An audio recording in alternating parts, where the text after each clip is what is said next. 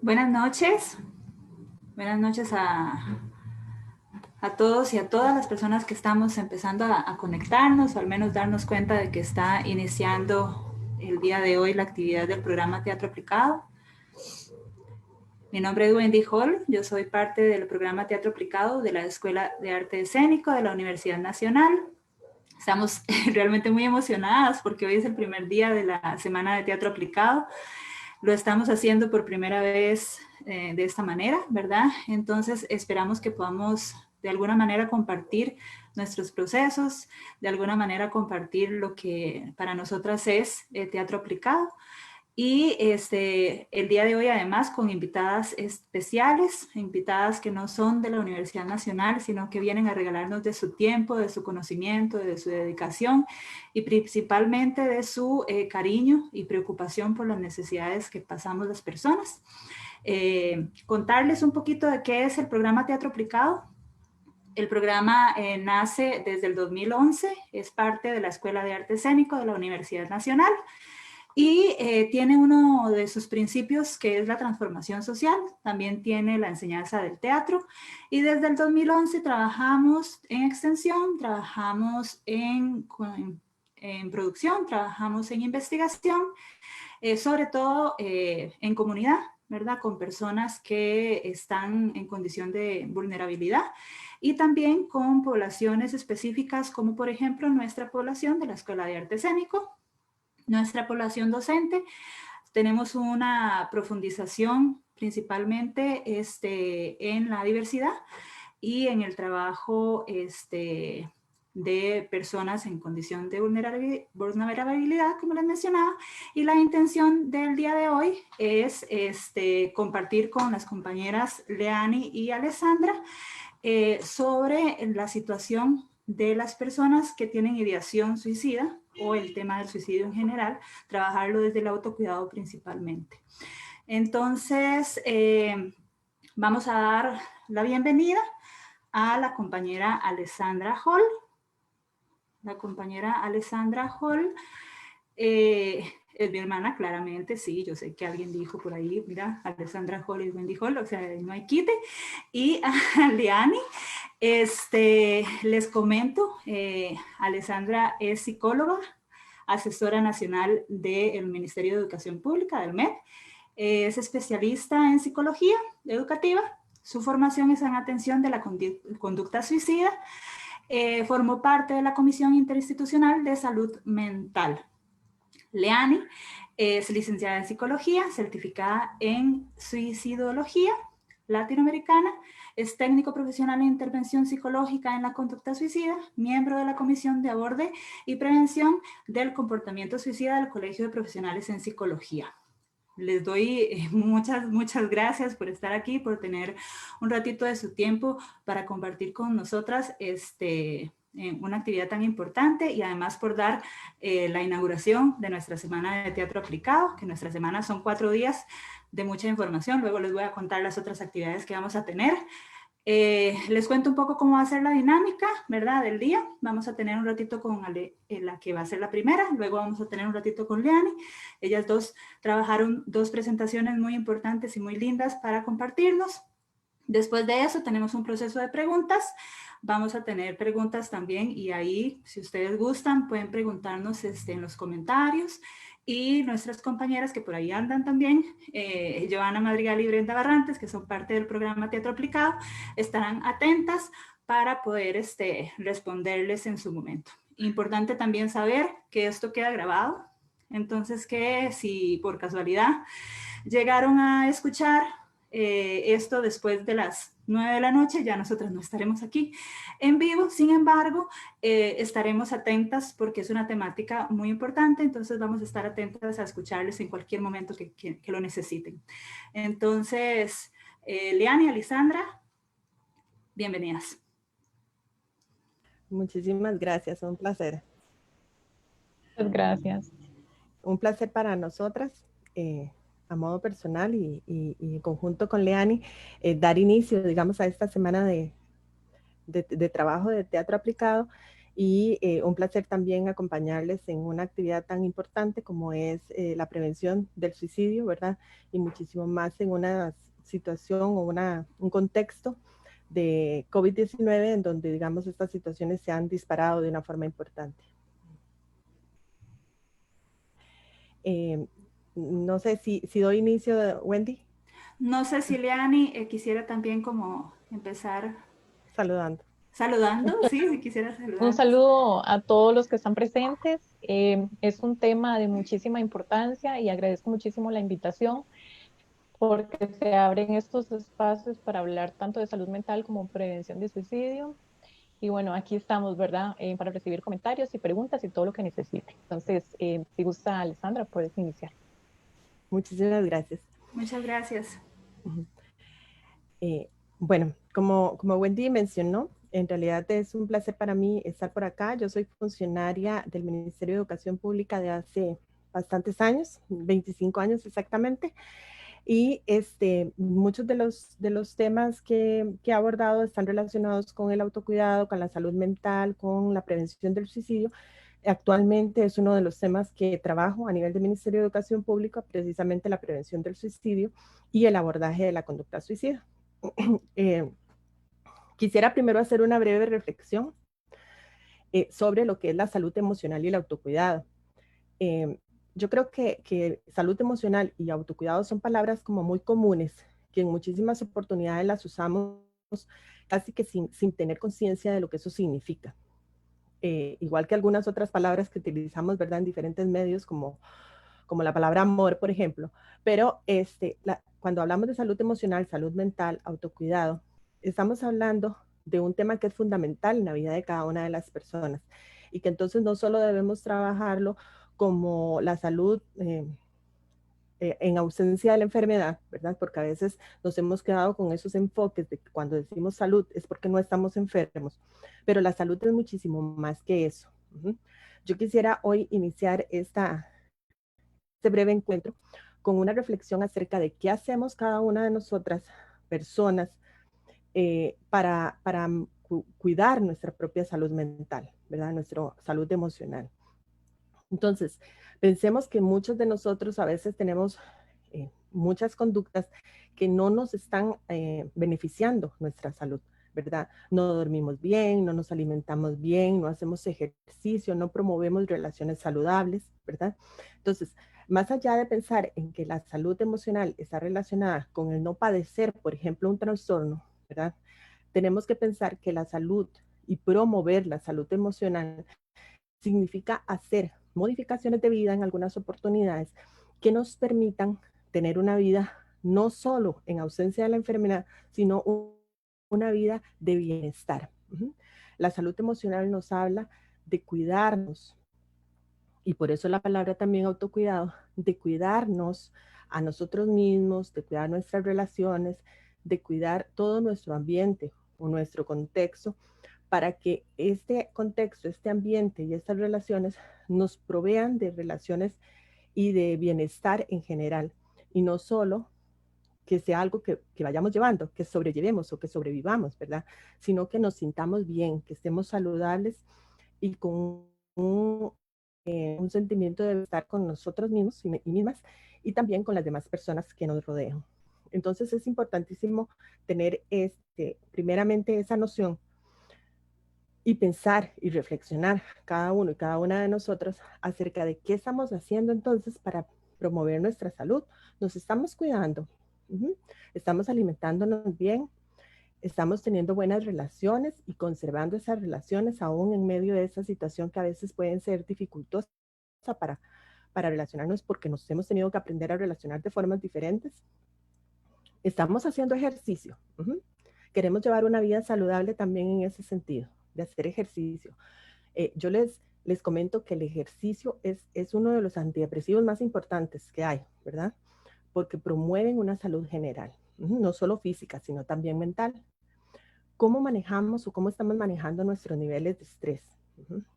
Pensemos un poquitito en eso. Estamos haciendo cortes durante nuestra jornada laboral o durante nuestra jornada de estudio para tomarnos un cafecito tranquilos o tranquilas, para relajarnos, estamos haciendo pausas activas o no. Empezamos a trabajar desde la mañana o a estudiar desde la mañana y pasamos directo ahí estudio y estudio, trabajando y trabajando, y se nos olvida cuidarnos a nosotros mismos. ¿Y por qué debemos cuidarnos? Precisamente para prevenir cualquier situación de riesgo que pueda presentarse, no solo en el tema del suicidio, sino en cualquiera de los temas que están relacionados con la salud emocional, y para promover nuestro cuidado personal. Porque de lo contrario, difícilmente otras personas puedan cuidarnos, pueden recomendarnos, pueden ayudarnos, pueden aportar, pero lo fundamental es que yo, como Alessandra Hall, Leani como Leani, Wendy como Wendy, Brenda o cualquier otra persona, se preocupe por sí misma, que trate de cuidarse, que trate de protegerse, que si sabe que tiene, por ejemplo, un nivel de estrés muy elevado, entonces que busque estrategias como el ejercicio, que busque estrategias como hacer pausas, que busque estrategias como sacar una tarde libre para descansar un poco, que busque estrategias como dormir bien, y buscar alimentación que nos sea provechosa también para el poder dormir y para el poder estar saludables. Esa es la primera invitación que les quiero hacer, que empecemos a revisarnos un poquitito, ¿verdad? Porque a veces, aunque hablamos mucho de estos temas, se nos olvida en realidad que no solo es hablarlo, sino es también practicarlo en nuestra propia vida. Como bien lo decía Wendy, el tema fundamental que nos trae hoy es el tema de la prevención del suicidio.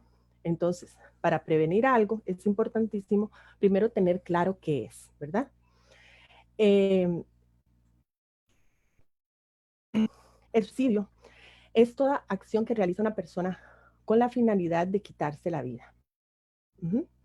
Ahorita vamos a ampliar muchísimo más este concepto y luego Leani también va a referirse, pero vamos a dejar primero algunas cosas muy importantes marcadas para que tengamos claro.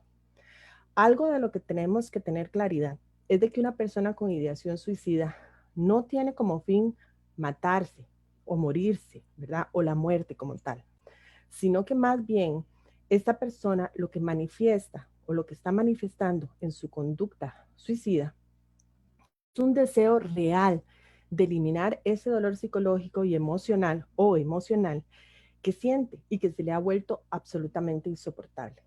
Voy a ponerles un ejemplo. Yo padezco de migrañas. Y resulta que yo les comento a ustedes, a todas las personas que están escuchando en este momento, que yo padezco de migrañas y que me duele mucho la cabeza. Ustedes en algún momento, todos ustedes, han tenido un dolor de cabeza. Entonces, ustedes pueden tener una noción de lo que es tener un dolor de cabeza, pero no pueden tener una noción exacta, absolutamente real, de cuánto es mi dolor de cabeza.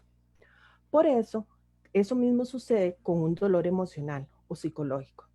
En muchas oportunidades las personas menospreciamos el dolor emocional de alguien, porque tal vez en esa situación nosotros no nos afectaríamos tanto, o porque tal vez uno de pronto dice, ay, pero ¿cómo esa persona se siente tan mal consigo misma o con la vida, o cómo ha pensado en quitarse la vida si tiene esto y esto y esto y esto positivo, si tiene una vida buena, si tiene familia, si tiene esto, ¿verdad?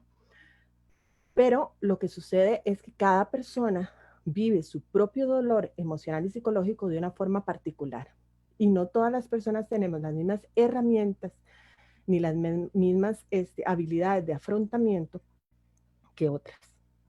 Entonces, cuando hablamos del tema del suicidio, por eso es que hay que tener una mirada muy fina, muy delicada para poder hablar de este tema y para poder tocar este tema, porque no es así de fácil. No hay una receta, no hay digamos, un concepto general que nos lleve a todas y a todos a entender las cosas de la misma manera.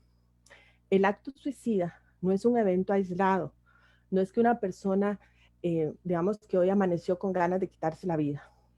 No, no es que simplemente se le ocurrió a esa persona eso, sino que más bien el acto suicida es un producto de varios elementos, de varios factores, tanto individuales, familiares, sociales, e incluso hasta podríamos hablar de factores políticos. o de factores generales, como por ejemplo las posibilidades que una persona tiene de acceder a los servicios de salud. No es lo mismo que una persona tenga seguro y que pueda ir a un servicio de salud para ser atendido, que otra persona que sabe que además de sentirse mal, si va al seguro, luego le va a llegar una factura porque no tiene cómo pagar, o que no tiene cómo comprarse un medicamento, ¿verdad? Entonces, son un conjunto de factores los que intervienen en un acto suicida o en una conducta suicida. A esos factores se les da un nombre.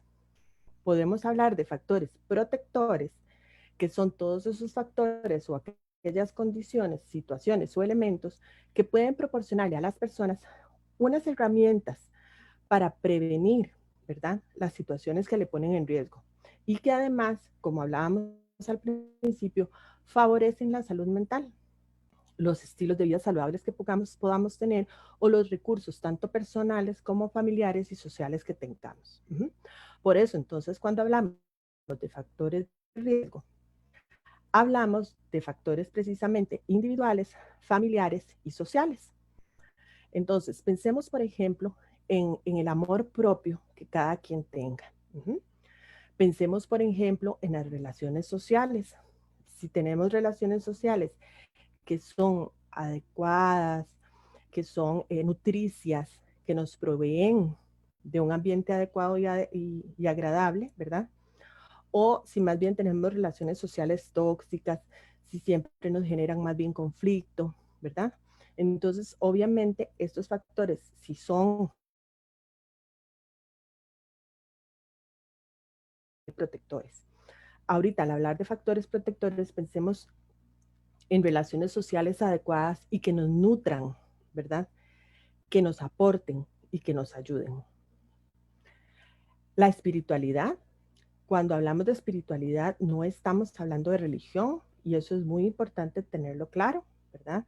No hablamos de una religión como tal, sino de lo espiritual que podamos ser, de la conexión que tengamos con la naturaleza, de la conexión que tengamos con la vida, de la conexión que podamos tener con un ser supremo o superior, si la tenemos.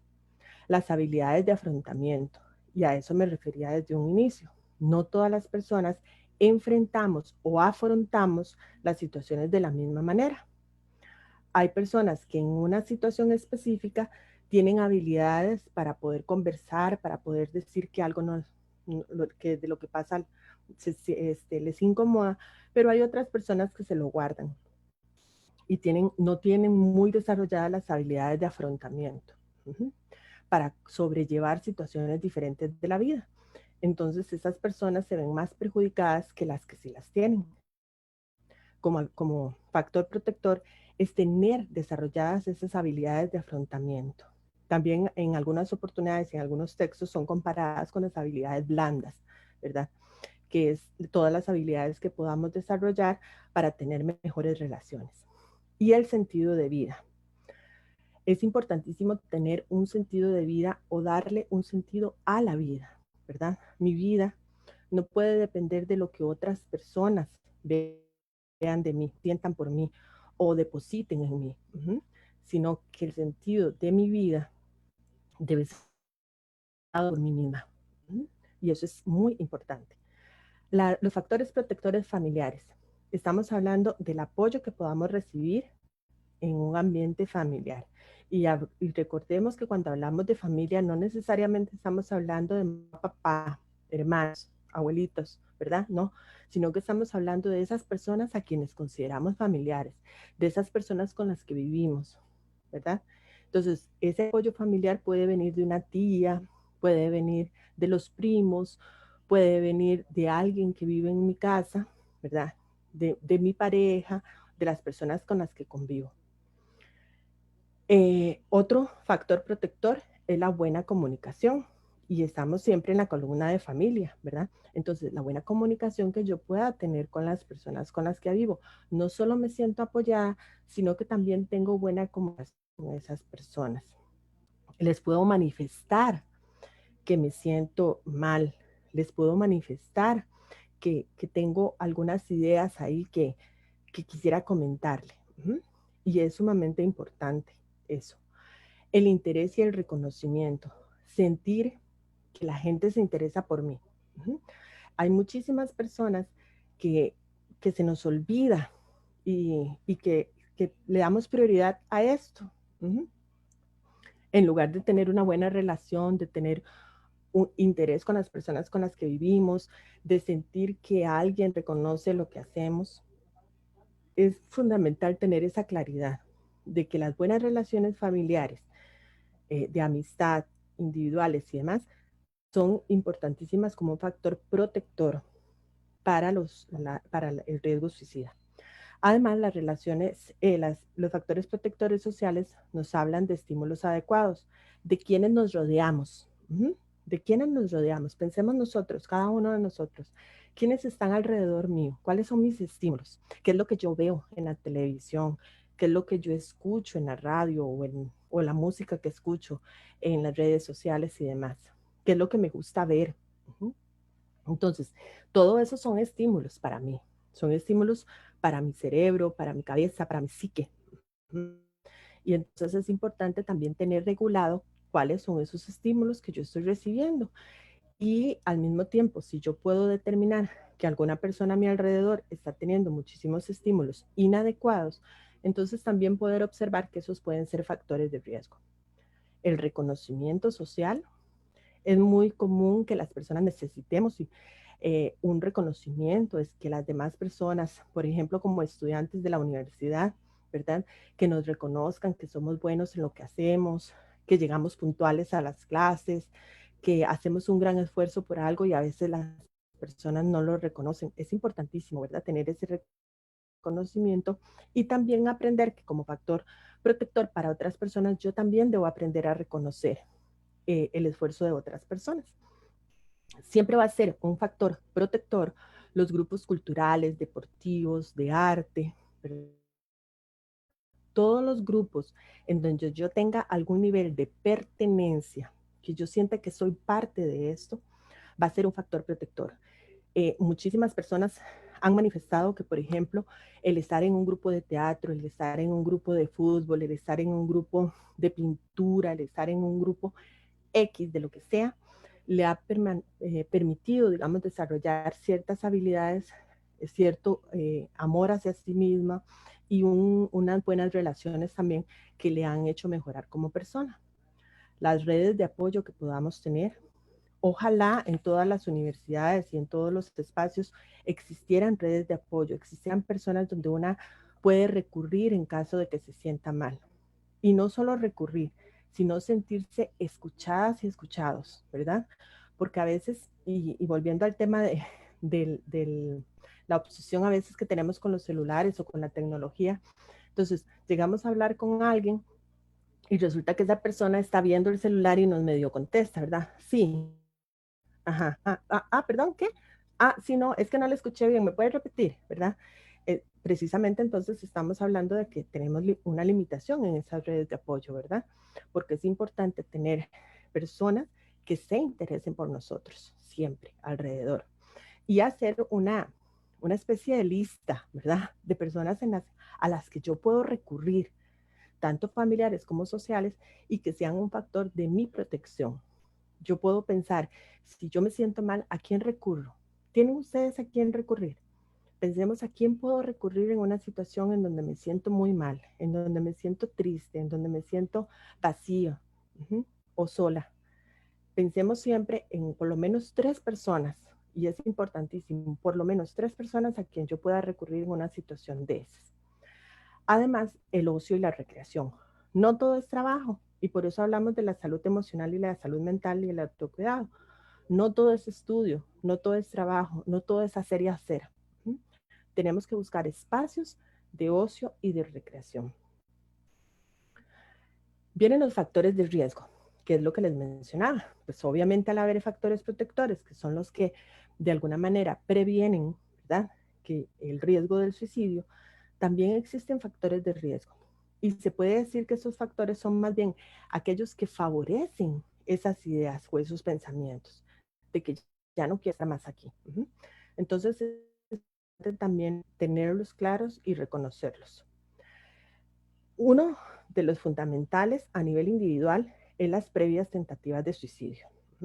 Cuando una persona ha pensado en quitarse la vida o ha hecho un intento de quitarse la vida, ¿verdad?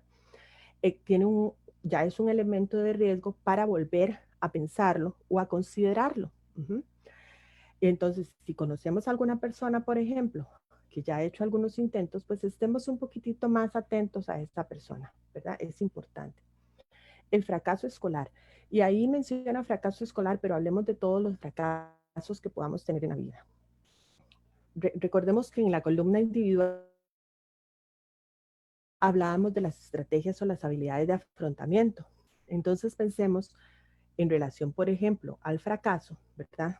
¿Cuántas personas en una misma situación de fracaso tienen unas estrategias para afrontarlo y cuántas personas tienen otra?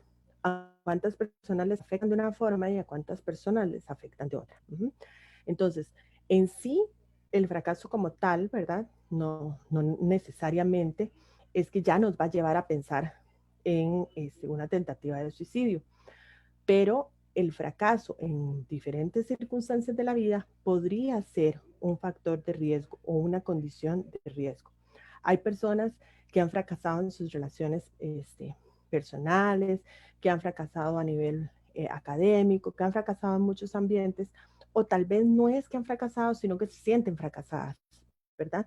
Entonces es muy importante tal vez intentar ayudar a esas personas para que vean que los fracasos no necesariamente nos llevan a quedarnos en el fracaso, sino que también nos pueden llevar a un esfuerzo diferente para lograr lo que queremos lograr. El deficiente autocontrol. Es importantísimo también pensar que el no tener control sobre nuestras emociones. No necesariamente tenemos que controlar las emociones y algo que es importante es tener claro que las emociones no son ni buenas ni malas, son emociones nada más. No es que sentir duelo, sentir tristeza, sentir angustia sea malo, no, no está mal. Pues a veces hay que sentirlos, a veces si está sucediendo algo que nos hace sentirnos angustiados, pues es válido sentirnos angustiados. Pero entonces, el control de nuestras emociones está relacionado a la expresión de las emociones, a no dejar que la emoción me desborde, sino a saber que estoy angustiada, pero poder controlar esa angustia, poder identificar esa angustia.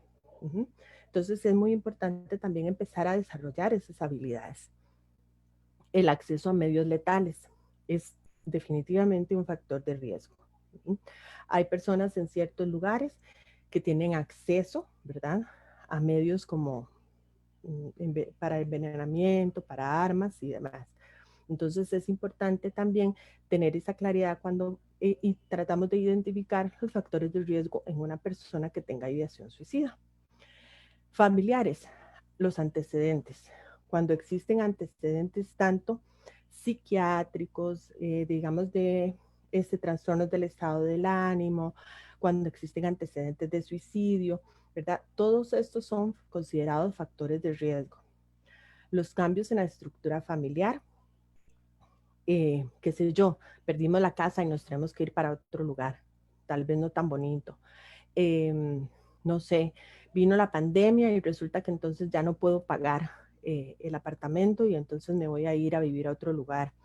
Me quedé sin trabajo y entonces tengo que, ¿verdad? Son cambios en la estructura familiar o en la estructura general de mi familia, ¿verdad? Entonces es también considerado un factor de riesgo y repito, los factores de riesgo no es que determinan, ¿verdad?, que ya por tener alguno de esos factores, entonces ya la persona tiene un riesgo altísimo de tener una conducta suicida, no. Pero sí podemos ir chequeando, ¿verdad?, en una persona cuántos factores de riesgo hay y poder más bien disminuir ese riesgo. La falta de unión o comunicación a nivel familiar siempre va a ser un factor de riesgo y recordemos que más bien como factor protector, la comunicación adecuada o asertiva era un factor protector. El consumo de sustancias. Es muy importante tener claro para todos y todas, el consumo de sustancias es una forma de anestesiarme, es una forma de no sentir, ¿verdad? Las drogas, el alcohol, cualquier sustancia farmacológica también. Entonces, cuando una persona consume muchas sustancias o vive en un ambiente en donde hay muchas sustancias, eso puede ser un factor de riesgo.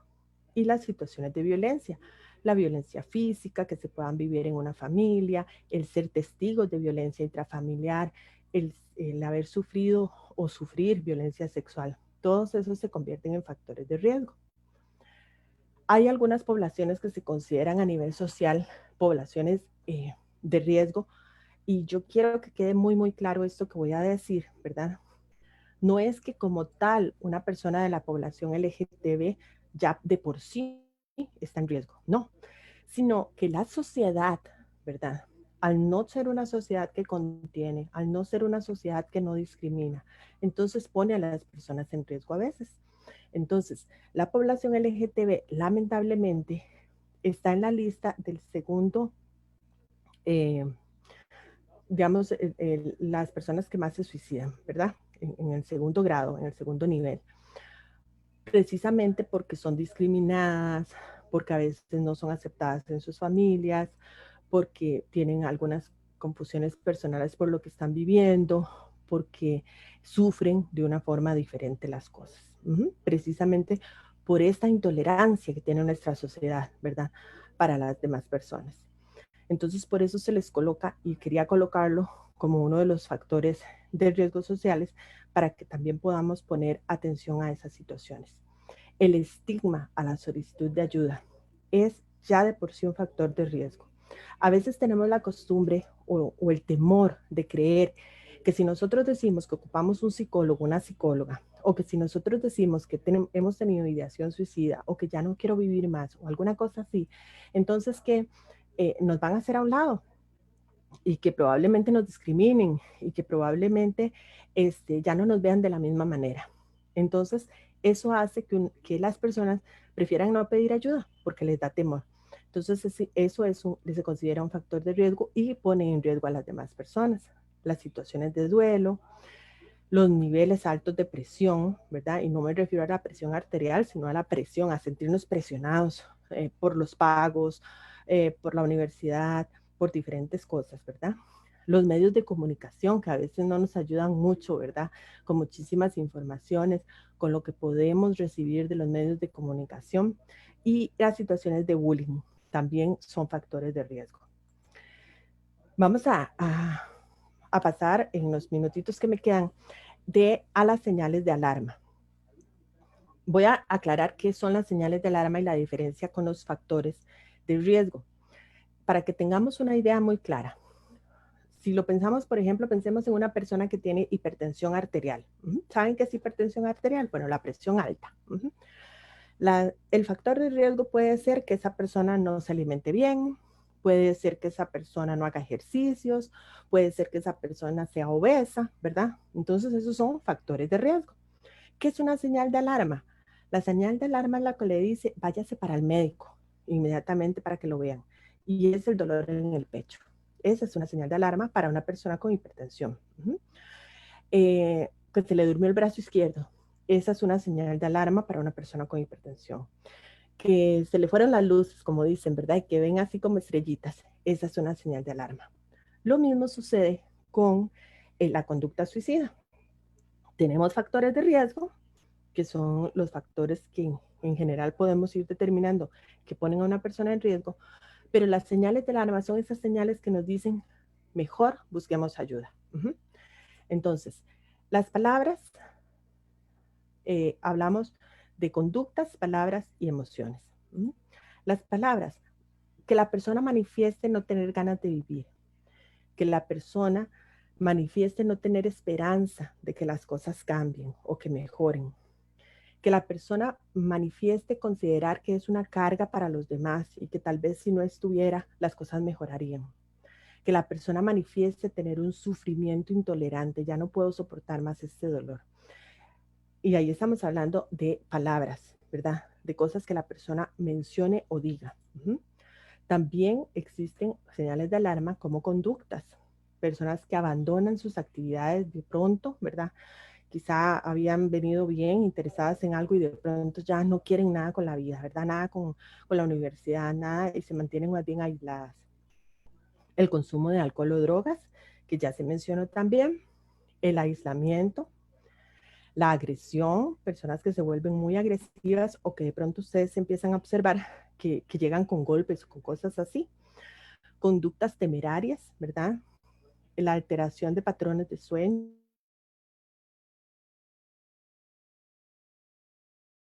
en vela, deshacerse de pertenencias, siempre van a ser señales de alarma, ¿verdad? Cuando una persona empezó a regalar sus cosas, cuando una persona empezó a, a donar sus pertenencias, entonces hay que empezar a ser más atentos a lo que está sucediendo, visitar o despedirse de seres queridos y la búsqueda activa de métodos para quitarse la vida. ¿Por qué alguien buscaría un método para quitarse la vida si no tiene mente, ¿verdad? Entonces es importantísimo también tenerlo como una señal de alarma. Y a nivel emocional, los cambios notables en el estado de ánimo, el enojo constante, ¿verdad? La depresión o tristeza, y es importante mencionar que no estamos hablando necesariamente de la depresión como trastorno depresivo del estado del ánimo, sino que es esa tristeza profunda que una persona pueda sentir y la pérdida de interés. Entonces, todos esos también pueden ser factores de alarma o señales de alarma que pueden decirnos busquemos ayuda o decirnos a nosotros pensemos en que esta persona que es compañero o compañera, que es vecino o vecina o que es familia, necesita ayuda. Es importante recalcar que hay poblaciones también que tienen, digamos, a veces a niveles más altos de riesgo, ¿verdad? Y si bien es cierto, hay algunos textos que mencionan que hay poblaciones como por ejemplo las personas que se dedican a algunos deportes o las personas que, por ejemplo, viven en ciertas zonas como nosotros en nuestro país, que hay zonas en donde hay por estadística, digamos, mayores casos de intentos o ideaciones suicidas, o que el suicidio podría estar relacionado también con algunas situaciones como las personas que se dedican al arte y demás. No existen, por ejemplo, estudios que verifiquen que esa información es así, ¿verdad? Pero sí hay algunas poblaciones en específico que pueden pensarse, digamos, que están en mayor riesgo y son las personas que somos más sensibles a las problemáticas, ¿verdad? Somos esas personas que de pronto nos duele más el dolor del otro. Las personas que, por ejemplo, estamos más pendientes de las problemáticas sociales o de las situaciones que se presentan en nuestro país o de problemáticas mundiales, ¿verdad? Que nos afecta, por ejemplo, los femicidios, la violencia doméstica, que nos afecta las situaciones que, digamos, están afectando en general al país, porque hay otras personas que no son tan sensibles a esas problemáticas. Entonces, todas las personas que somos sensibles a las problemáticas sociales, podría decirse que se considera también un riesgo, ¿verdad?, para la ideación o la tentativa de suicidio, y eso es importante tenerlo claro. De ahí, más allá, y lo más importante es que entonces estas personas que somos muy sensibles, también debemos buscar mayores factores protectores y desarrollar mayores habilidades de afrontamiento. ¿Qué puedo hacer entonces ante una situación de riesgo? Ahora Leani va a profundizar más también en esta temática, pero ¿qué puedo hacer yo si identifico que hay una situación de riesgo? Si veo que alguien a mi alrededor está en algún tipo de riesgo. Pues primero identificarlo. Por eso necesito la información. Por eso necesito saber cuáles son los factores protectores, cuáles son las señales que me pueden dar una alerta, una alarma, o cuáles son los factores de riesgo para poder identificarlo. Ofrecer apoyo y comunicación activa y empática con la persona que sufre. Ofrecer apoyo no es solamente decirle, aquí estoy para usted. No, es escucharle, es una comunicación activa y empática, atenta, ¿verdad? Ver, y yo siempre utilizo esta frase y yo estoy segura de que ustedes me van a entender lo que quiero decir. Es que no se trata de ver con los ojos, es ver con el corazón. Es más allá de solo esa mirada que los ojos me pueden dar, ¿verdad? Es ver con el corazón y es escuchar con el corazón a las personas que están sufriendo. y buscar ayuda profesional especializada, porque yo no puedo atenderlo todo. Yo puedo estar ahí, yo puedo ofrecer apoyo, pero si esa persona necesita otro tipo de ayuda, debemos buscar un profesional especializado en el tema que le pueda ayudar. ¿Mm? Es importantísimo. Y más allá es tener claro que siempre un riesgo de suicidio es una emergencia. No es que lo voy a dejar para atenderlo la otra semana. No es que la otra semana le pego una llamada. No, es ya. Es una situación de emergencia. Termino la presentación con esta frase que me encanta de Albert Einstein y que la utilizo casi en todas mis presentaciones. No pretendamos que las cosas cambien si seguimos haciendo lo mismo. Muchísimas gracias.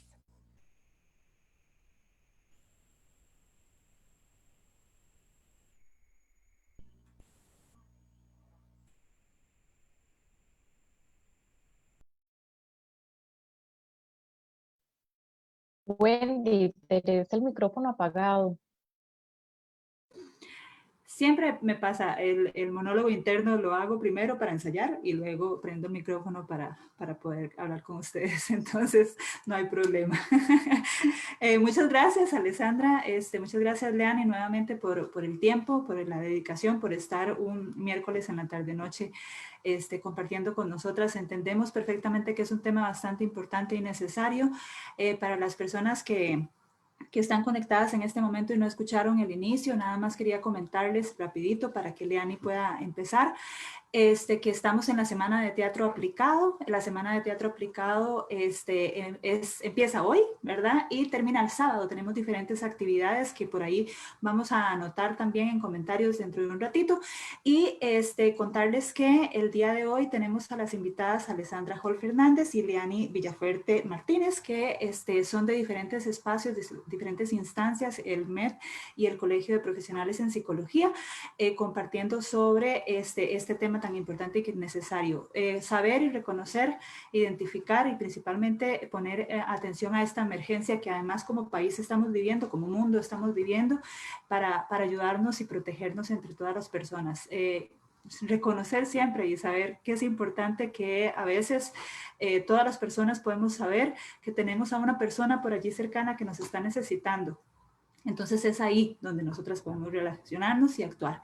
Entonces, ahora le doy el paso a Leani Villafuerte para que pueda trabajar y presentar. Muchas gracias, Leani.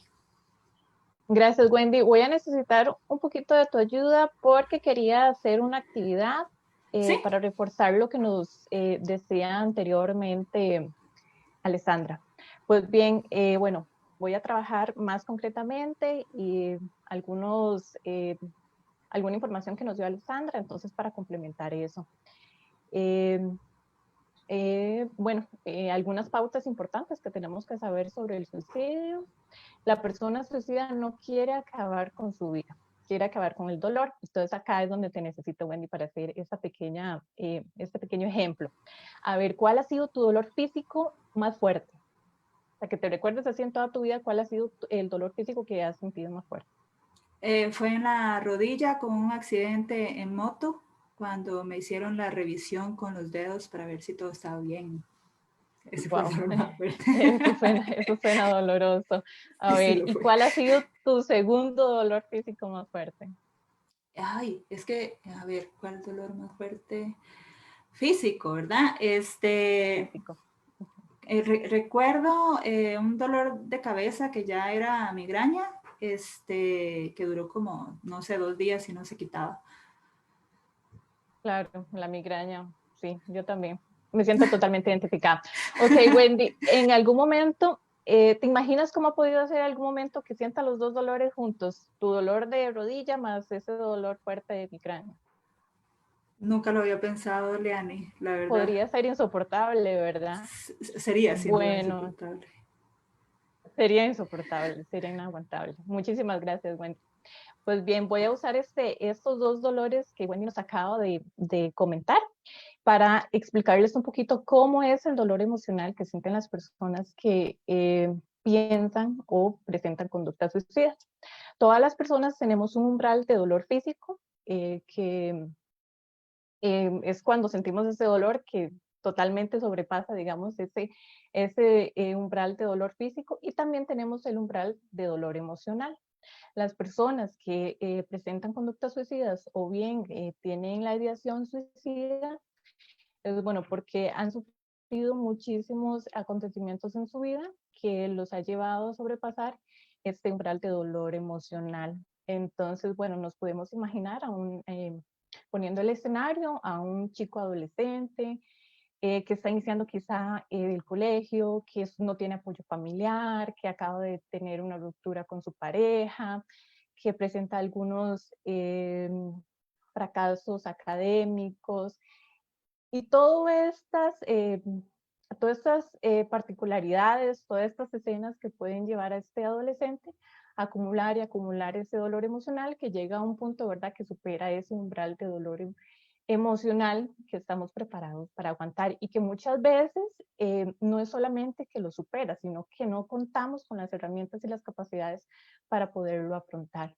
Entonces, bueno, tener muy claro que la persona que se suicida no es que quiere acabar con su vida, sino que quiere acabar con el dolor.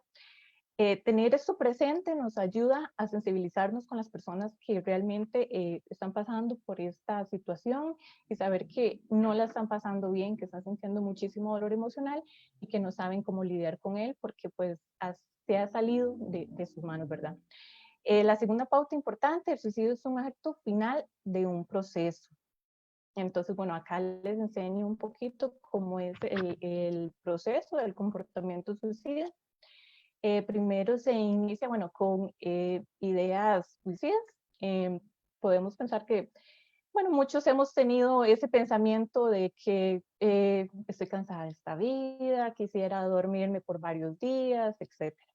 Pues bien, la diferencia de estas ideas suicidas es que son ideas muy recurrentes, son ideas que la persona constantemente está pensando, no valga la redundancia, que lo tiene muy presente, que interviene en su vida diaria, en el trabajo, en poner atención en clases, etc. Entonces, bueno, esto es un poquito de las ideas suicidas. Para seguir con el siguiente escalón, que bueno, vienen a ser gestos suicidas. Estos gestos suicidas no tienen la intencionalidad de morir la persona, pero sí de hacerse daño físico para poder expresar el dolor emocional que siente. Algunos ejemplos, bueno, pueden ser ingerir sustancias, alcohol, drogas, etcétera, hasta llegar a un punto de intoxicación. También en las autolesiones, que lamentablemente, bueno, se da muchísimo en adolescentes, el cortarse las muñecas, eh, etcétera, ¿verdad? Entonces, bueno, tener eso presente, que son gestos suicidas, y también son esas señales de alarma que nosotros como adultos o nosotros como personas cercanas que podemos ver en nuestros familiares, en nuestros seres queridos, etcétera, bueno, entonces también para tenerlo presente. La crisis suicida, bueno, ya acá viene, es cuando la persona no solamente presenta ideas suicidas, gestos suicidas, sino que ya tiene un plan, ya sabe cómo hacerlo, dónde hacerlo, en qué momento, cuando no esté la familia, o entonces viene y compra el método con el que piensa suicidarse, etcétera. Entonces, bueno, ya eso es una crisis suicida. Esto es importante saber, que estas crisis suicidas pueden durar días, horas y hasta días, pero no extenderse más. Acá es precisamente donde nosotros como profesionales y bueno, también como personas que trabajamos en la salud mental, es que tenemos que intervenir en estos momentos críticos. El intento suicida, bueno, es cuando ya la persona lleva su plan a cabo, pero el método no es suficientemente letal, o llega algún familiar que impide el acto, o es llevado al hospital y entonces, bueno, se le salva la vida. Y el suicidio consumado, que es el último escalón de todo este proceso, que lamentablemente, bueno, es cuando la persona sí consigue consumar el acto. Entonces, bueno, regresándonos un poquito, la tercera pauta que considero importante es: el suicidio no es un acto individual. ¿Por qué no es un acto individual? Y anteriormente lo mencionó Alessandra. Es porque en este proceso no solamente es una decisión de la persona, sino que interviene muchísimo las personas que están alrededor, que tanto abrieron el espacio para que la persona se pudiera comunicar el dolor que estaba sintiendo. También tiene muchísimo que ver los centros educativos, la pareja, etcétera, hasta incluso los centros de salud. Entonces se involucra no solamente a la persona, sino a a todo su núcleo familiar y otros sistemas que están alrededor de ella. Y la mayoría de las personas que comunican sus intenciones suicidas quieren ayuda. Esto es porque, bueno, muchas veces decimos, pero ¿cómo lo hizo? Y nadie se dio cuenta, no dio una señal. Bueno, si dan señales, un alto porcentaje, podríamos hablar de un 97% de las personas que se suicidan o tienen intentos suicidas fue porque dieron señales. A veces no las sabemos leer, porque a veces son señales un poco difusas, a veces no las expresaron como nosotros pensaríamos, ¿verdad? De una manera verbal y muy concreta. No, a veces lo hace de otra manera, por ejemplo, como decía anteriormente, los gestos suicidas, ¿verdad? Que nos quieren expresar que la persona, bueno, no se está sintiendo bien, está en un escenario donde su vida la está poniendo en riesgo, sin embargo, no siempre es con la intencionalidad de morir, pero sí se está haciendo daño.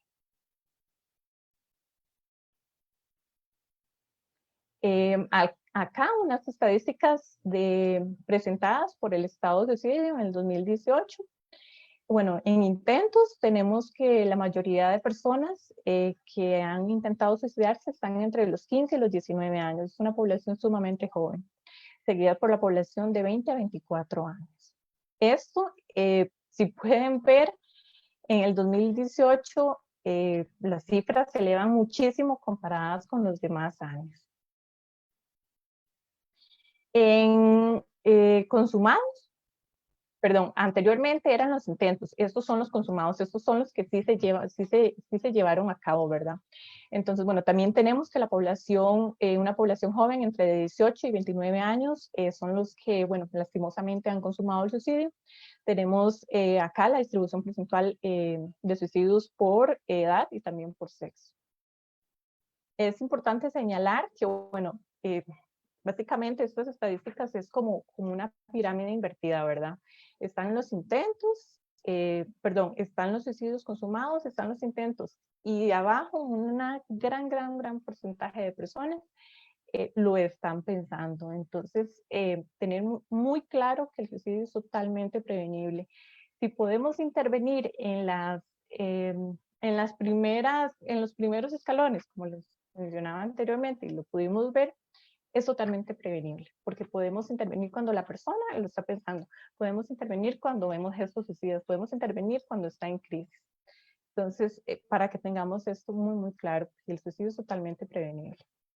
Algunos mitos, y esos son frases que se escuchan muy común, lamentablemente se escucha muy común en el colegio, en la universidad, en el barrio, etcétera. Entonces, bueno, tener claro que son mitos para que podamos tener la información certera y podamos no caer en el error de seguirlos, ¿verdad? Comunicando o seguirlos mencionando. El suicidio se hereda. Pues bien, no hay estudios científicos que todavía demuestren que hay un gen de suicidio que se hereda a través de los familiares, ¿verdad? Lo que sí se hereda son las conductas de cómo afrontamos los problemas. Entonces, bueno, que vimos que el tío que tuvo un problema financiero muy grande, que se divorció, que también le diagnosticaron una enfermedad y tomó la decisión de quitarse la vida. Entonces, bueno, ahí vemos cómo estos actos o estas conductas se empiezan a repetir en otros miembros de la familia y decimos, bueno, es que heredó el gen, ¿verdad? Bueno, no es fisiológico, sino es más conductual, se aprenden a cómo solucionar los problemas. No es una forma de solucionar los problemas viable o asertiva. Entonces, bueno, para que nos quede eso claro. Una persona que quiere suicidarse no da señales, bueno, como anteriormente les decía, un alto porcentaje de las personas que intentan suicidarse dan señales y las dan para que les podamos ayudar. Solamente que a veces, como les decía anteriormente también, no las dan de la manera más clara ni nosotros tampoco las sabemos leer. Pertenecer a la población LGTBI es un riesgo de suicidio, bueno, como anteriormente decía la colega, pertenecer a esta población no es el riesgo de suicidio. El riesgo de suicidio es el determinante social que nos lleva, ¿verdad?, a la exclusión, a la discriminación, a que a la población que pertenece a este grupo, se les cierran muchísimo las puertas para conseguir un empleo, para optar por una carrera académica, hay rechazo de parte de la familia, etcétera. Entonces, esos son los factores de riesgo. No es pertenecer o ser una persona LGTBI, sino es todo lo que la sociedad le impone o acorrala a que la persona viva por pertenecer a un grupo de estos. Hablar del suicidio causa que las personas se quiten la vida. Esto es muy común. Esta frase, escucharla más que todo como en los colegios, que a veces a los docentes les da un poquito de miedo a hablar sobre este tema, y es porque creen que hablándolo se va a abrir como el espacio para que los adolescentes se desborden y entonces vayan y cometan el acto. Pues no, también es un mito. Al hablar del suicidio, muchísimas personas que lo están pensando, si se abre el espacio para que la persona lo comente, se está interviniendo. Ahí se está trabajando en prevención. Perdón. ¿Cómo reconocer si una persona está presentando un comportamiento de suicida?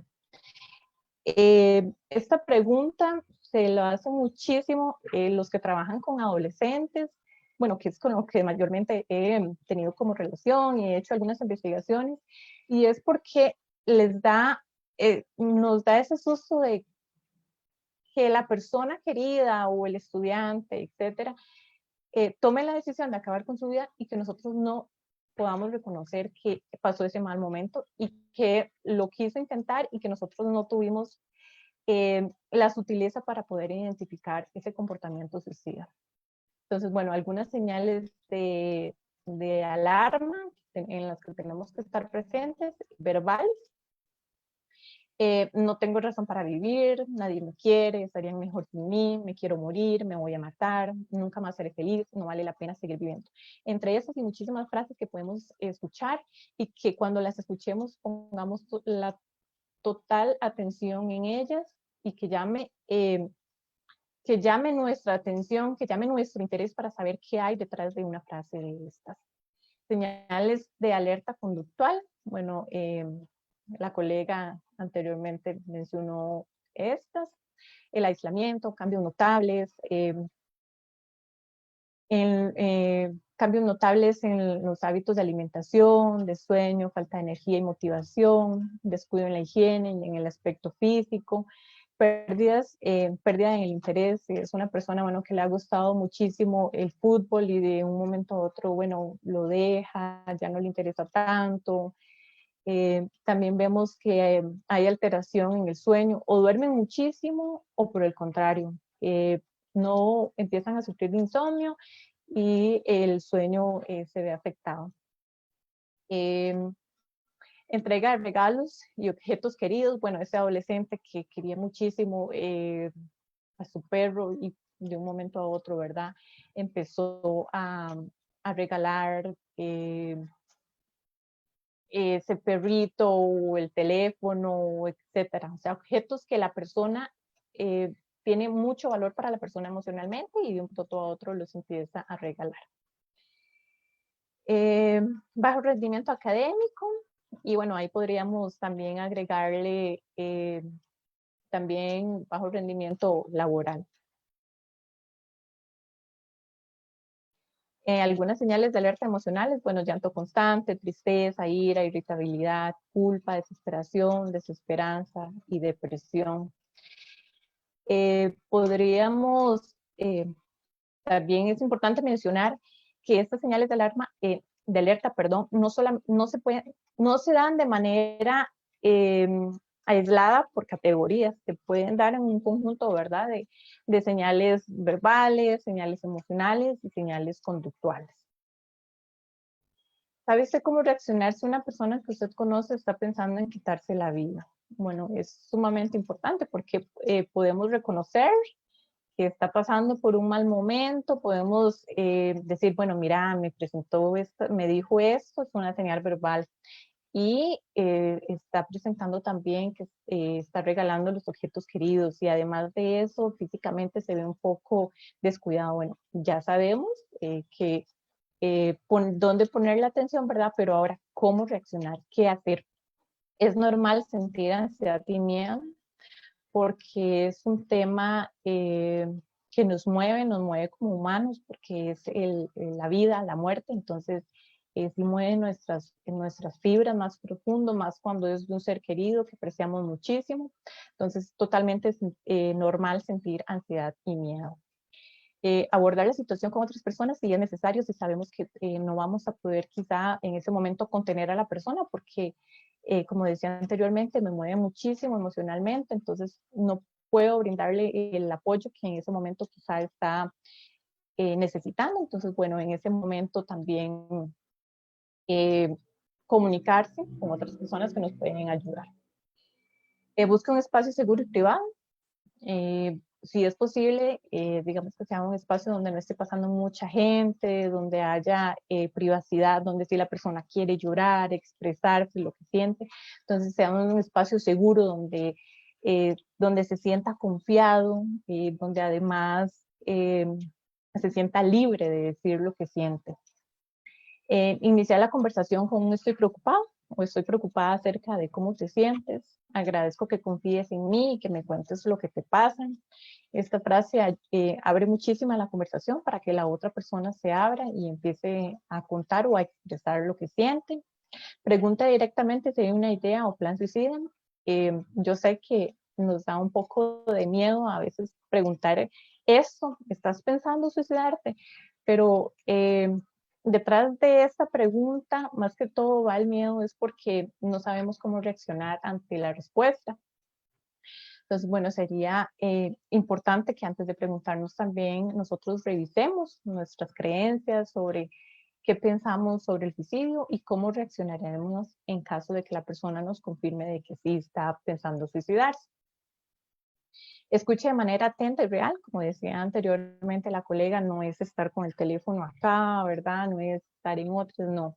Es estar mirando los ojos, es tener una apertura, es que también nuestra posición corporal, la otra persona se vea que estamos abiertas a contenerlo, abierto a recibir lo que nos quiere contar, porque, bueno, si no hay este espacio para abrir la escucha, entonces puede ser que no podamos intervenir en ese momento y después pase algo que no queremos, ¿verdad?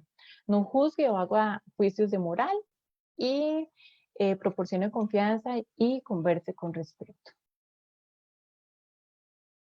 ¿Qué hago si sospecho de un posible intento de suicidio? Observen, como decíamos anteriormente, estar atentos marca totalmente la diferencia, ya que sabemos o tenemos la información de algunos señales de alarma, entonces, bueno, estar atentas a las señales de alarma va a marcar totalmente la diferencia. Pregunte directamente, abra el espacio para que la persona pueda conversar sobre lo que sienten, esté dispuesto a escuchar de una manera, como decía anteriormente, atenta, real, empática. Busque la ambivalencia, esto porque en este momento las personas que están pasando por estas crisis suicidas, hay una ambivalencia entre quiero acabar con mi vida, pero quiero seguir viviendo. Entonces es como, detrás de eso, quiero acabar con el dolor emocional, quiero seguir viviendo. Entonces en ese momento es bueno ayudarle a ver, y esto va ligado con el punto 5, a ver lo que en ese momento la persona está totalmente focalizada o su atención está puesta en el dolor que está sintiendo y no en las posibles soluciones. Entonces, el acompañamiento que le podemos dar es a eso, a ver las posibles soluciones, a ver cómo lo ha afrontado anteriormente y cómo lo pueden hacer juntos. Acompañe y gane tiempo, bueno, porque como decía anteriormente, la crisis es cuestión de horas o días, entonces, bueno, en ese momento, el quitar todo acceso a algún método letal que tenga la persona, no dejarlo solo, abrir los espacios para que pueda expresarse, para que cuente su historia y, bueno, y escucharlo de manera atenta. Algunos recursos de apoyo que acá les dejo. La línea Aquí Estoy, que es del Colegio de Profesionales en Psicología, que es gratuita y es para brindarle apoyo a las personas que están pensando y tienen ideación suicida. Mi Nueva Aurora es de una colega y bueno, ella lo que hace es apoyar a todos las personas sobrevivientes, familiares, que han tenido o han pasado por el suicidio de un familiar. Y la otra línea, que también es del Colegio de Psicólogos, que también está accesible para las personas que así lo deseen contactarnos. Bueno, acá les dejo mis datos personales por si necesitan más información, por si quieren contactarme, etcétera. Y bueno, finalizo con una frase que me identifico muchísimo y es: cuando ayudamos a los demás, nuestro dolor sana. Esto sería de mi parte. Muchas gracias, Leani. Le agradezco a Alessandra si puede poner la cámara para compartir con nosotras este nuevo ratito, que sería como un momento de preguntas. Querría aprovechar, digamos que ustedes están, no sé cuánto seguimiento le pudieron haber dado a los comentarios. Había un comentario de Ulises Moreno, que lo leo por acá. Dice: habría que considerar adicionalmente a lo que han comentado el acoso, especialmente cuando es a través de redes sociales, como un estresor social actual que en condiciones específicas puede llevar al suicidio. Se los comento, no sé si quisieran mencionar algo en relación al acoso que nos regala el comentario Ulises Moreno. Sí, en realidad, bueno, yo hice solamente referencia al bullying, pero refiriéndome específicamente a situaciones dentro de centros educativos o del bullying, digamos, o el ciberbullying y demás, ¿verdad? Pero sí, definitivamente el acoso que puede considerarse, digamos, como una violencia en línea, ¿verdad? Es también un factor que puede ser de riesgo, ¿verdad? Para las personas y eso, digamos, que podría estar considerando dentro de los niveles de violencia en general, pero sí es especialmente en personas adolescentes uno de los elementos que son importantes a considerar. Y muchísimas gracias a Ulises por recordar, digamos, ese elemento que especialmente en este momento de pandemia y en este contexto COVID, que las personas permanecemos muchísimo más tiempo en las redes sociales, en línea constantemente, ¿verdad? Entonces, pues se hace también una especie de aumento de situaciones de violencia por medio de las redes.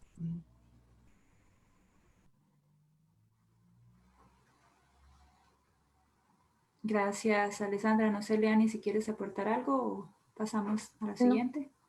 está Bien, bien. gracias. Tenemos una pregunta de Marta Toris. Bueno, hace en realidad más de una pregunta.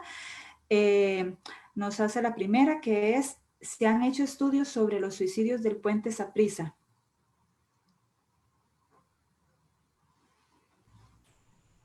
Yo les puedo comentar un poquito de eso. Bueno, de parte del Colegio de Psicólogos, de Profesionales en Psicología, se capacitó a todas las personas que estaban trabajando en el puente del Saprissa, porque se tenía la intención de que en el caso, en este tiempo de que estuvieran haciendo las mallas y el puente, hubieran casos. Entonces, para que ellos que iban a estar ahí presentes pudieran saber cómo abordar la situación. Entonces, bueno, se les brindó a ellos capacitaciones en cuanto a un estudio, así como una investigación exacta de que cuántas personas toman la decisión de quitarse la vida en el puente, hasta ahorita no. Incluso ella menciona por qué se optó por poner esas mallas tan altas. ¿Acaso no se impulsaban políticas y acciones de prevención del suicidio? Sí, a nivel nacional existen políticas, ¿verdad? Existe una estrategia nacional específicamente para la prevención del suicidio y precisamente por eso es una, por así decir, no sé si la palabra será esta, pero una obligación, digamos, de todas las entidades tener protocolos de prevención y de atención en situaciones de riesgo suicida. En cuenta las universidades, los ministerios, todas las entidades nacionales, tanto públicas como privadas. Existen muchísimas acciones, pero también precisamente el poner las mallas fue una de esas acciones, ¿verdad? Para evitar que esas situaciones se siguieran presentando por ahí, porque de, de alguna manera, si lo vemos así, se había vuelto un espacio, digamos, que era un factor de riesgo. Entonces, precisamente para eliminarlo como factor de riesgo, se pensó precisamente en poner las mallas y igual que en otros lugares como en China y en otros países, también se ha pensado en poner frases en diferentes lugares del país que se han convertido en factores de riesgo o en lugares, digamos, que se propician, digamos, para el riesgo de suicidio, que la persona pueda leer y quizá eso le haga cambiar de forma de pensar. Gracias. Hay una pregunta que es para el programa Teatro Aplicado. Entonces, en Teatro Aplicado, ¿qué proyectos se han hecho al respecto? Marta, estamos en pañales desde el programa Teatro Aplicado, específicamente en Teatro Aplicado en general. Sé y conozco que es como decirle, es la transdisciplina la que nos impulsa, ¿verdad? Al ser programas transdisciplinares, estamos cerca de disciplinas como la psicología, como la educación, con personas que trabajan en salud, tanto como por ejemplo física como emocional. Y para nosotras, una de las acciones más concretas que estamos realizando, además de esta, ¿verdad? Es generar un espacio de acompañamiento psicosocial y desde las artes que lo estamos llevando desde el mes de marzo. Principalmente, ¿verdad? En esta ocasión se está realizando por la situación que llevamos, pero nos hemos dado cuenta en el proceso que además nos hemos empezado a capacitar, que es otra acción que hemos intentado hacer y desarrollar, que esto continúa, ¿verdad? O sea, que aunque estamos con la incertidumbre todas las personas de hacia dónde nos estamos dirigiendo, tenemos que seguir manteniendo acciones como esta para autocuidarnos y cuidarnos entre todas las personas. Tengo dos preguntas para hacerles, más, de todas maneras, que esas son como nuestras. Sin embargo, estoy súper segura que les va a interesar a las personas que están viendo. Hay una modificación enorme en relación a cómo podemos intervenir o cómo, digamos que accionar si nos damos cuenta de una situación, ¿verdad? O sea, si nos damos cuenta de una situación de alarma y principalmente si estamos reconociendo una crisis, ¿verdad? De un momento específico. ¿Cómo lo hacemos ahora a la distancia, en la tecnología? O, ¿cómo creen ustedes que podríamos hacer esas recomendaciones que ustedes igual mencionaron, pero a la distancia, ¿verdad? Porque el miedo es mayor al no estar cerca de la persona y cerca puede ser hasta 15 kilómetros o más inclusive, ¿verdad? Cuando estamos mandándonos mensajes. Bueno, considero personalmente que porque estemos distanciados físicamente, no es que tomemos distancia emocional, ¿verdad? Entonces, si no estamos presentes físicamente, estamos presentes emocionalmente, que la otra persona sienta que puede contar con nosotros, que nosotros le vamos a estar escuchando, bueno, usar los medios virtuales a favor, ¿verdad? Como ahorita que nos estamos viendo las caras, entonces, bueno, también usar esta tecnología que le podemos sacar bastante provecho en estos momentos de COVID. Eh, Estar atentos, estar dando un seguimiento a la persona, estar esas llamaditas de cómo has estado, contame qué has estado pensando sobre lo que me contaste el otro día, cómo te has estado sintiendo, etcétera. Y bueno, y cuando se dé la oportunidad, compartir de manera presencial, que también es sumamente importante. Yo podría agregar a lo que Leani muy bien aporta, que es importante tener claro de que hay que medir la situación de riesgo, ¿verdad? Porque precisamente si, por ejemplo, y Leani ahora lo mencionaba cuando hacía referencia a, por ejemplo, al plan que la persona pueda tener. Entonces, si a una se le acerca una persona para decirle, bueno, ya tomé la decisión que me voy a quitar la vida y ya tengo las pastillas aquí, ya me las voy a tomar, pues entonces ahí no podemos quedarnos con, digamos, pensar que nosotros podemos dar un aporte, ¿verdad? Sino que más bien lo que hay que hacer es como llamar a 911 o alguna otra línea que me permita o que me facilite dar una atención inmediata, ¿verdad? De emergencia a la situación. En las otras circunstancias en donde estamos hablando de que la persona lo que tiene es un riesgo menor, digamos, aunque, aunque es muy difícil, digamos, poder determinar cuándo es un riesgo menor o es mayor o es alto, ¿verdad? Pero esto que menciona Leani es importantísimo. O sea, no solo quedarnos con la llamada telefónica, sino ojalá con una videollamada, ¿verdad? Para poder ver al otro o a la otra persona. Es importantísimo, ¿verdad? Para poder tener ese acercamiento también. Pensémoslo, digamos, como educadoras o educadores o también como amigos y como demás, ¿verdad? Entonces, sí hacer un acercamiento y muy importante siempre estar pendiente de esa persona. Ojalá un mínimo de cada 2 días, ¿verdad? Si sabemos que existe un riesgo de estar cerca o pendiente de esa persona, mira, por aquí estoy, que esa persona sepa y logre identificarnos como una red de apoyo. Es importante. Gracias. Y la última pregunta es en relación a los factores de riesgo y protectores. Es interesante reconocer que un factor de riesgo puede ser también un factor protector, o pareciera como que cuando hablan, ¿verdad?, de familia, por ejemplo, ¿verdad? Entendemos y reconocemos que hay familias, ¿verdad?, en la vida. Sin embargo, me pregunto, ¿cómo podemos en estas mismas frases que nos regalaron para la transformación y el cambio, ¿verdad? ¿Cómo podemos trabajar no solamente con la persona, se podríamos hacer algo también para trabajar con las familias en una situación, ¿verdad? Como esta, antes o cuando identificamos la alarma? A nivel terapéutico, ¿verdad? Ya propiamente a nivel terapéutico, digamos, mucho se acostumbra que cuando hay una situación de riesgo, es necesario tener alguna persona aliada en la familia. Uh-huh. Entonces, por ejemplo, si yo como profesional en psicología recibo a una persona que tiene un nivel de riesgo, yo debo negociar y conversar con esta persona a la que estoy atendiendo, ¿verdad? Para tener una persona de referencia a nivel familiar con quien yo pueda también indicarle, bueno, está sucediendo esto y esta persona no se va a ir de mi consulta hasta que usted pueda venir por ella o hasta que usted pueda asegurarme que va a recibirla, ¿verdad? Por ejemplo. Por supuesto, igual indico dependiendo un poco del nivel de riesgo. Si hablamos, por ejemplo, yo como funcionaria MEP de centros educativos, en el protocolo se establece que, por ejemplo, si se activa el protocolo, no podemos abandonar a esa persona estudiante, ¿verdad?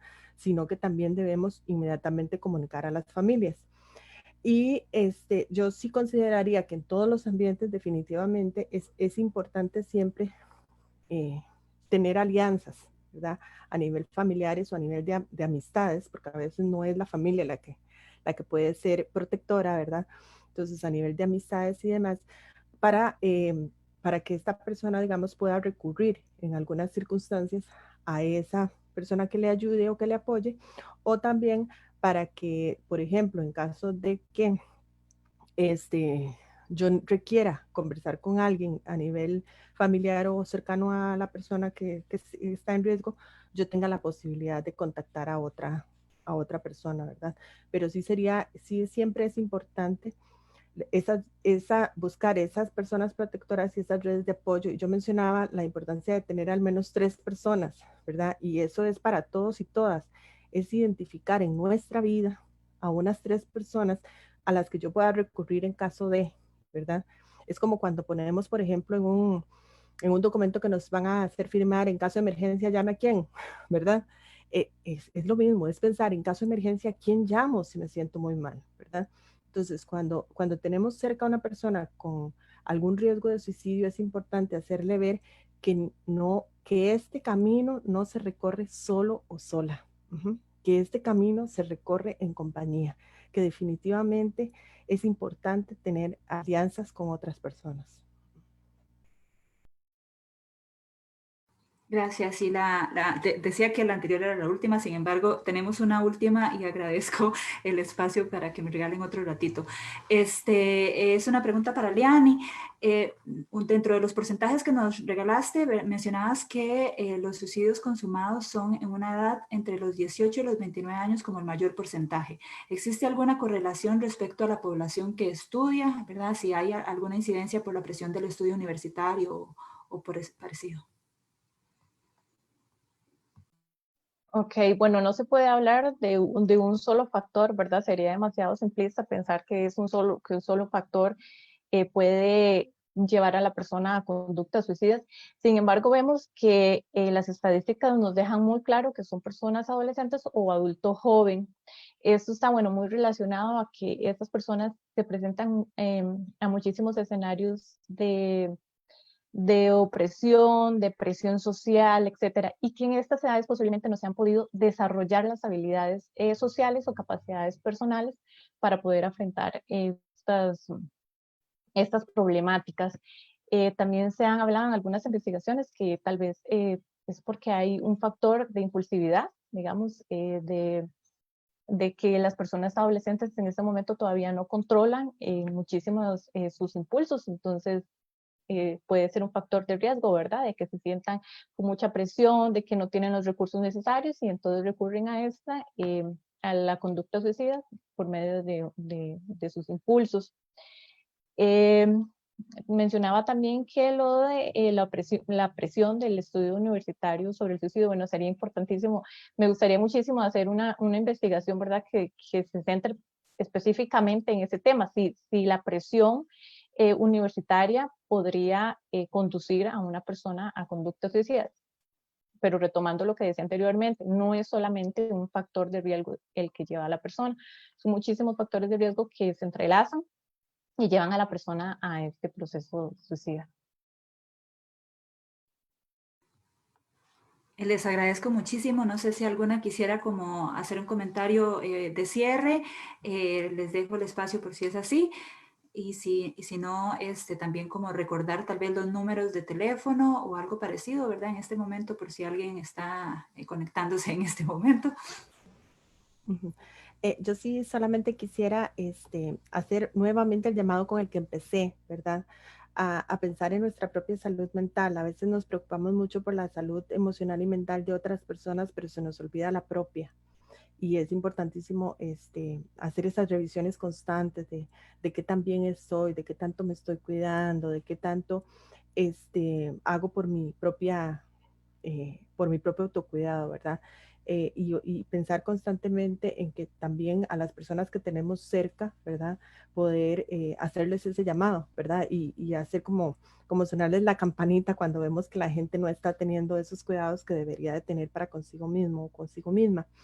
Y para finalizar, también quisiera como mencionar nada más la importancia de ser sensibles ante estas problemáticas, ¿verdad? De no dejar pasar las cosas, de si nosotros sabemos que existe alguna persona a nuestro alrededor que en algún momento ha dicho algunas de las frases que dije yo, que dijo Leani, que nos pueden dar una señal de alarma o de alerta, por favor no lo dejemos pasar, ¿verdad? Seamos sensibles a esto, ofrezcamos apoyo, ofrezcamos compañía, ofrezcamos cercanía con esas personas y muchísimo más en este momento en el que pues la distancia de alguna manera nos está pues alejando, que no sea un alejamiento emocional, sino solamente un alejamiento físico, ¿verdad? Pero mantengámonos siempre cerca de las personas que, no solo de las personas que amamos, ¿verdad? Sino también de esas personas que sabemos que pueden estar en algún tipo de riesgo.